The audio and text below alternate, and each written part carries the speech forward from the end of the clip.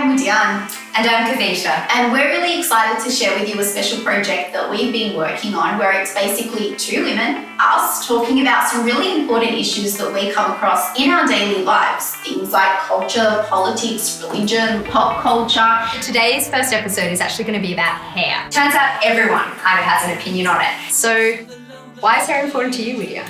Well, I obviously cover mine, but more so the hijab is more important to me than my hair. So every time I wake up in the morning and I adorn my hijab, I see that as an act of worship. And that's something that's really sacred to me and what I believe in. Although I do cover up my hair is obviously still important to me, but I see that as a very private thing between myself and those that are close to me. So can you tell me a little bit about some different ways that you style it? Although there are certain conditions around it, it is quite a fluid concept. If you're from parts of Africa, women wear very bright colours, very strong statement patterns, which is great.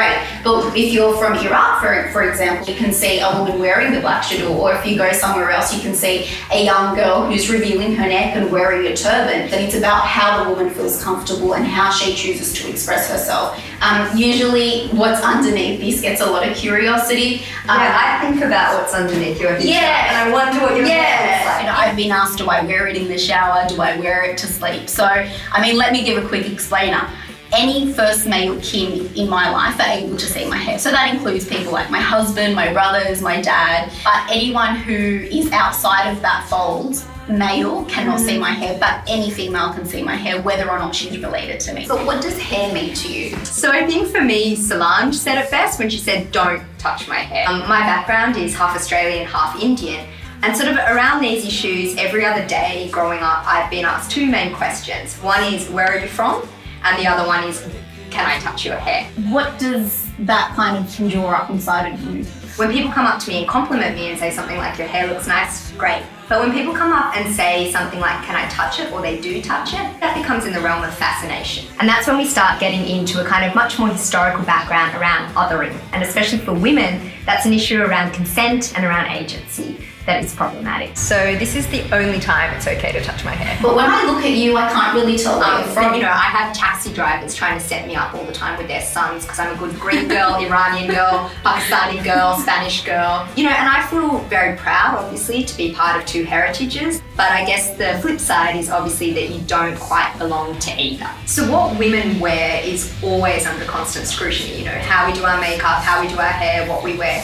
It's almost as if they believe they have a claim over who we are. And by they, I mean individuals within the Muslim communities and individuals outside of the Muslim communities. Because we know that if we do misbehave, they're going to judge our religion. They're not going to judge us as an individual. They're not going to look at me and say, that's Widyan's behavior. They're going to say, well, maybe that's what her religion teaches her. That's a reality for us Muslim women. I've seen a big rise in the modest fashion movement. Absolutely. Nike recently released a new sports hijab and Dolce & Gabbana have jumped on board. H&M used, a veiled Muslim woman as a model. Kanye West recently used it in New York Fashion Week. There's so much interest, there's so much positivity. But unfortunately, those loud voices are always there. And they've got representation in Parliament now. Do you think Australia is ready for more cultural, diverse people on our TV screens? So for me, with my background in writing and media, I get asked a lot to write the kind of brown girl pieces, even though my background is in international politics. So I think we've still got a really far way to come, and I can't wait to actually see the day when I see someone looking like us on the screen in a main role, or being a news anchor and talking about nothing to do with a cultural identity. Absolutely. Alicia Keys has recently been on a kind of a movement where it's all natural. She said that it was kind of a process for her. Was that the same for you growing up? It was a typical kind of story in many ways.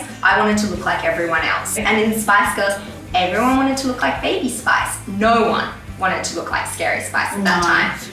The name itself, Scary, it already puts connotations on what that kind of idea of beauty is. So it took a really long time. Now we're seeing the movement and we've got people like Erykah Badu, we've got Alicia Keys, we've got Solange, like these amazing females championing their natural hair. Do you think Australia's kind of ready to see the hijab more? I don't think so, but it's going to happen whether they like it or not.